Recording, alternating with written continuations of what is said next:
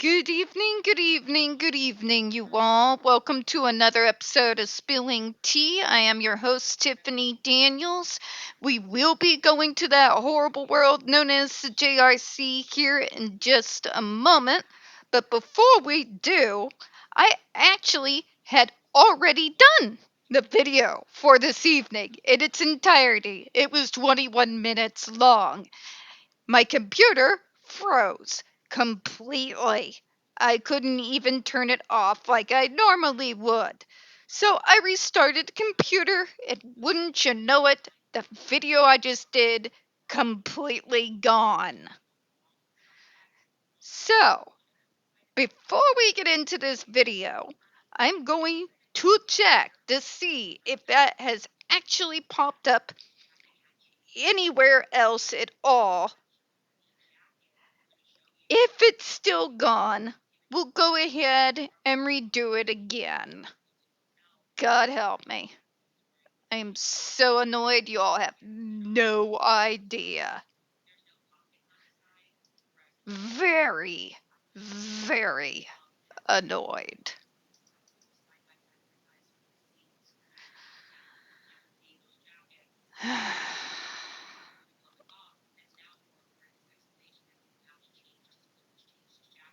Bear with me, folks.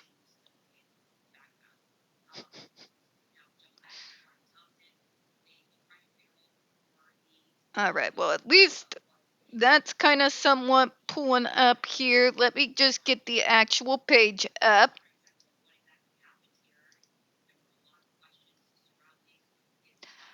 Folks, if you are unfamiliar with the Stop the Shocks campaign or the campaign against the troubled teen industry, you're going to find all the pertinent links right there in the description box.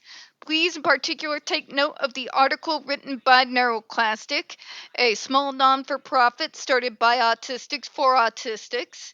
In it, they interviewed over 800 ABA professionals in regards to the JRC's so-called behavior modification program. The Judge Rotenberg Educational Center doesn't want you to read that article so much. They threatened Neuroclastic with a defamation lawsuit if they did not remove it from the website. Neuroclastic refused, so you know the drill. Please read the article. Share on all your social media. As always, we also included in their Neuroclastic's public statement regards to the defamation lawsuit threat, as well as a link to their GoFundMe. We are crowdfunding, just in case the JRC actually does see through with their threat. Trigger warning 1, when we discuss places like the Judge Rotenberg Educational Center or Agape Boarding School for Boys, you're going to hear vivid descriptions of and catch clips or surveillance footage of people with mental health issues and disabled people being tortured and abused. If you got young children present, please utilize your headphones. Trigger warning 2, this channel is marked not for kids for a reason. We use profanity on occasion and speak on dark subjects. If your child is 16 and younger and they are watching this, very obviously, parental supervision is advised. Now, folks, I'm going to apologize real quick before we get into the video. Have you ever gotten so frustrated doing something like this that when you end up having to redo it because your computer decides to get twitchy, you just like literally want to simultaneously put your fist through the wall and cry like a 3-year-old? If not, you may be neurotypical.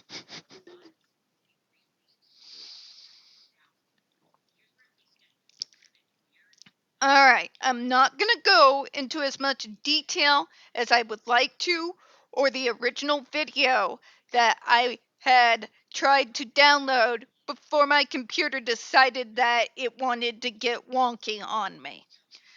I'm really just going to kind of read through. Before I do, the JRC is going to be doing a few things here.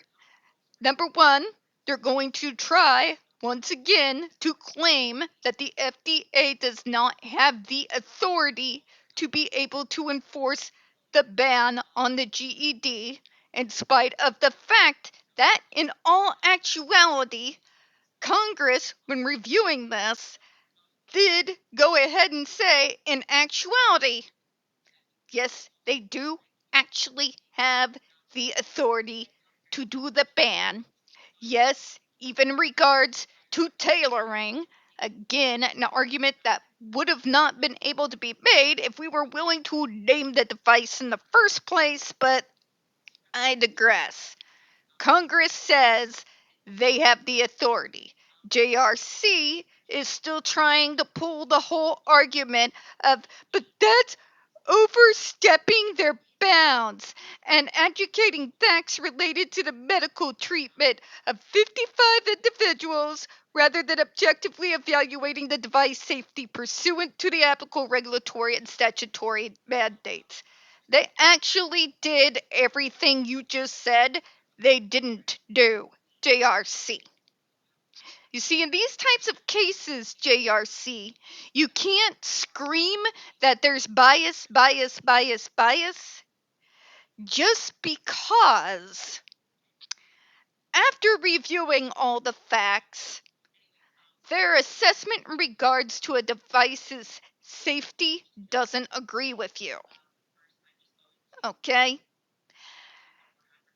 What being objective means you're coming in to review the facts where you don't have a dog in the fight. Okay? You're not coming in against or for the party or in regards to the device that is up for debate. You are making the decision based upon the facts at hand and, when relevant, including the testimonies of those poor souls that were stuck on the device that help back up the facts. The particular testimonies that are referenced in the original proposed ban are from individuals who were able to back up those testimonies with ER documents. Okay? Therefore, you cannot make the argument, JRC, that the FDA was making their decision out of bias just because they don't agree with your insanity. All right? Throughout the entirety of the panel for over nearly the last decade, what they reviewed were things that were absolutely relevant regards to the safety in question of the device up for debate here. Those testimonies were allowed because they are backed up by ER documents. If that device is known to cause second and third degree burns, loss of feeling to the muscles that they were attached to, and yes, even the psychological effects of being tortured and abused with that device, I hate to tell you, JRC, but those are 100% relevant in regards to the information they were to investigate in order to determine the safety of this device. You screaming that it's not objective and it's not fair doesn't mean they weren't objective and fair. In fact, had they just gone along and agreed with you, regardless of all the facts, the data, the doctor's reports, the testimonies with those doctor reports, they still sided with you? You see, now that would be biased. You see the difference? Yeah. But it means the courts say that's what's coming in the next paragraph. I'm going to paraphrase it because I'm already annoyed for having to have to do this twice. So to paraphrase what they're getting ready to make us have to go through here again, is saying, but it's only 55 people who are attached to the device, and that all the other students are going through ABA first of all. Please, for the love of God and all that's holy, stop holding ABA up as though it's some great golden standard that everybody should look to.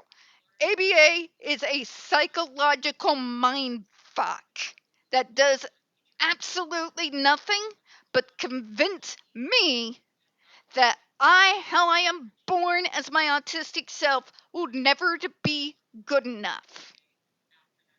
So, what I have to do in order to be deserving of love, affection, and being out and participating in my community is I have to wear this mask that they tell me is neurotypical behavior. Granted, the type of what they call neurotypical behavior, if you've ever watched neurotypicals, especially teenagers, is not normal at all. Which means you are wearing a mask of their fan-fictionalized version of neurotypical kids, which actually makes that othering of us that much more noticeable. Believe me, I have worked with thousands of kids. You can tell. Okay? Number 2, it doesn't matter if there's 55 kids, 100 kids, 2 kids, or 1 kid. The number of kids strapped to the device does not change the risks of those kids that do have that device strapped to them. Okay? How many kids are on that device is completely and utterly irrelevant when the subject up for debate here is regards to the safety and what the risks are of the GED device. Okay? This is got nothing to do with the 259 other kids. Nor does the fact that it's a small number somehow make that device seem more safe. That is one of the most nonsensical arguments I've ever seen, and for the love of God, I beg you, put down the crack pipe. Alright? It's not an argument. I don't even know what that is, but it has nothing to do with the price of beans. Okay? God. Now, as I said, in paraphrasing, they continue to go over, but it's only for SIB and AB, and we do fade them off the device. And if the behaviors go down to 0 or near 0, then they won't have to be on the device anymore.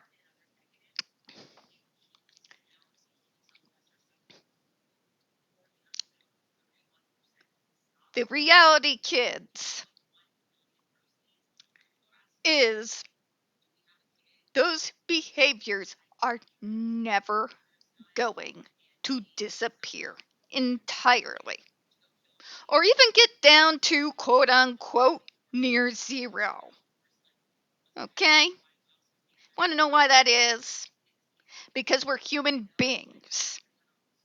And how we react to what's going on around us, or how and when the autistic traits that make neurotypicals uncomfortable around us come out, varies and is different depending on the situation. But what I can tell you for sure is what a majority of us learn to do is to wear a mask. We craft that mask based off of their fan fictionalized non-existent ideal of what neurotypical kids actually are. And we wear that mask 24/7 for the sole purpose of survival and being left the fuck alone. However, dealing with ABA, I'm talking mainstream. This is not JRC here. This is shop talk, all right?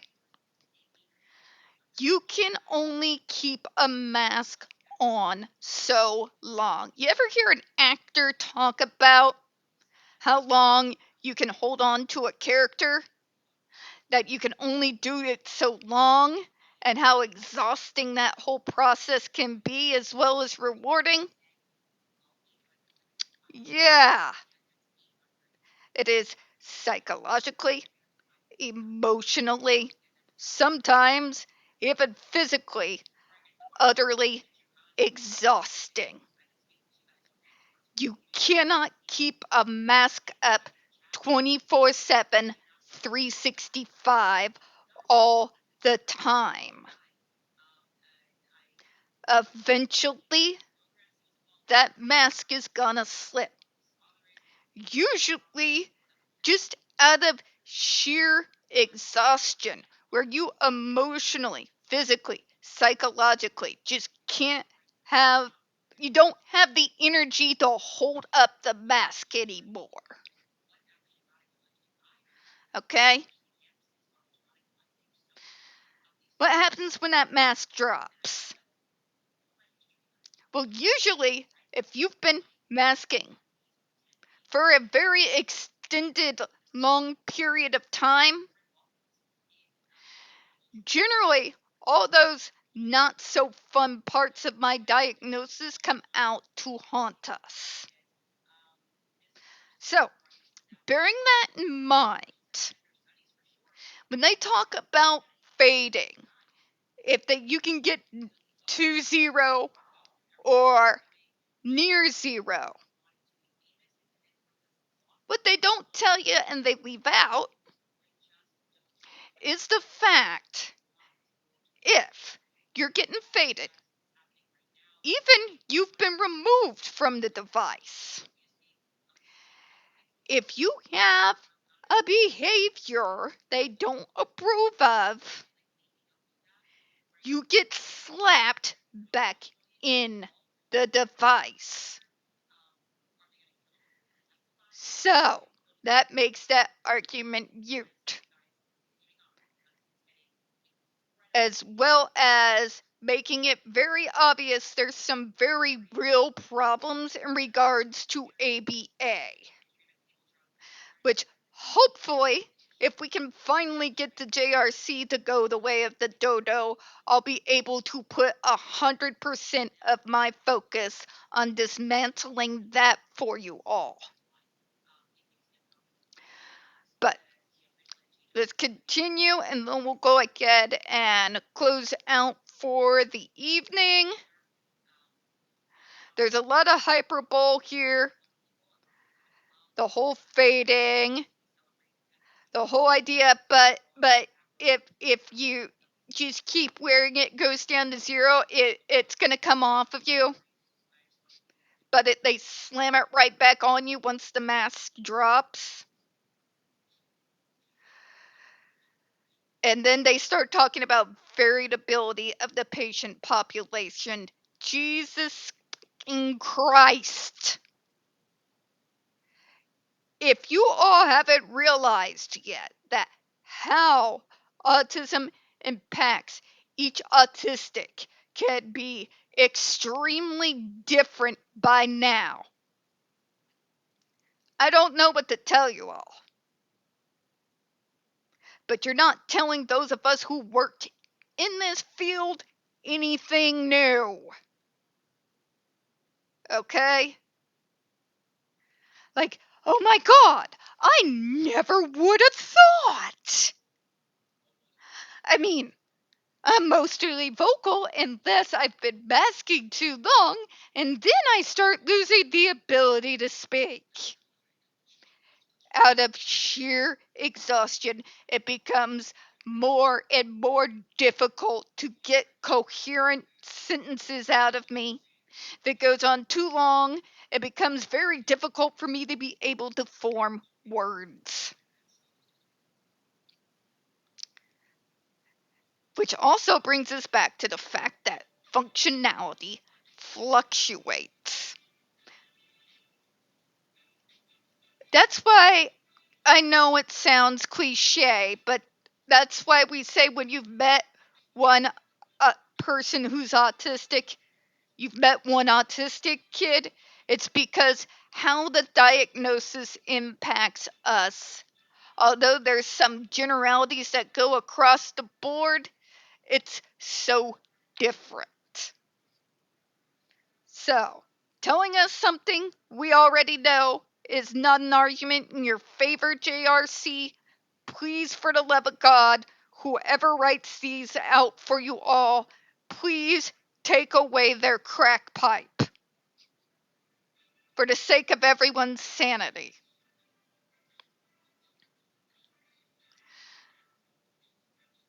Now, they do this whole terrible life-threatening disorders. Life-threatening. Life-threatening. I'm 40 years old, JRC. I have just mentioned the fact that I have periodically gone nonverbal out of sheer exhaustion. When I was younger in particular, there was violent meltdowns, self-injury, and unfortunately for me, horrific self-loathing. Okay? None of those things was autism's fault. Okay? That was the fault of I was being abused horrifically at the time. Okay? It was because I was within a school system that couldn't be bothered to deal with people like me. It was because nobody cared to tell me why everyone made fun of me and avoided me like I had the plague when I felt like I was just like every other kid in the school. Okay? What was life threatening was the abuse I was undergoing. Okay? My autism had nothing to do with it. If you talk to other autistics, they're going to tell you the exact same goddamn thing. That self-injurious behavior and aggressive behavior, those are violent. Yes, they are. Yes, they are.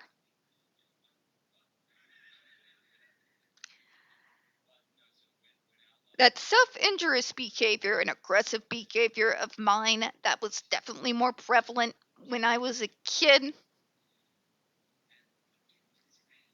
was because I was being abused at the time. That was me, the autistic, reacting to the abuse that was being inflicted upon me. Okay?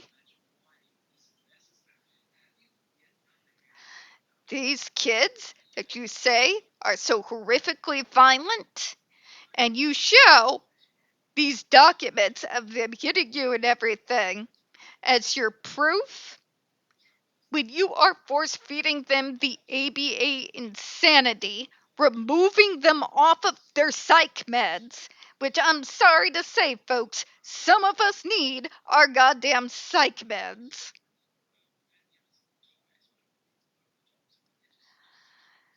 And then saying, but it's so violent and scary. Maybe stop torturing kids. Maybe stop with the premise of you know why we act in the ways that we do, when I have proved numerous times that in all actuality, the very reasons mainstream ABA has given the neurotypical world as to widely display these type of behaviors is absolute complete nonsense regurgitated by narcissistic self-congratulatory douchebags. I know. Tell us how you really feel, Tiff. You get where I'm going here, right? With those scarier behaviors, there's something else going on. That's why instead of punishing us for those behaviors, you should be trying to figure out what the triggers are. Notice what I'm saying here. Find out what the triggers are. Don't assume that you know why. Okay?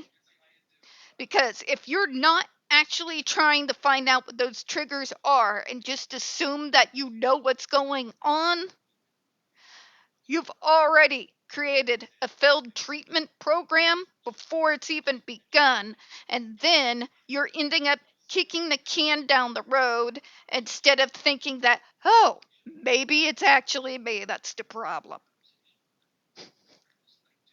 All right, folks, I'm going to close out on that. We'll go through this again tomorrow. We don't get very many views on this channel.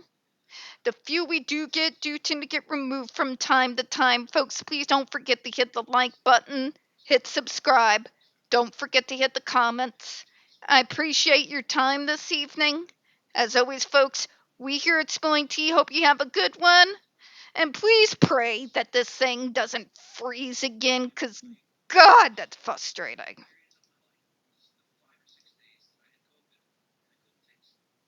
Bye-bye, everyone.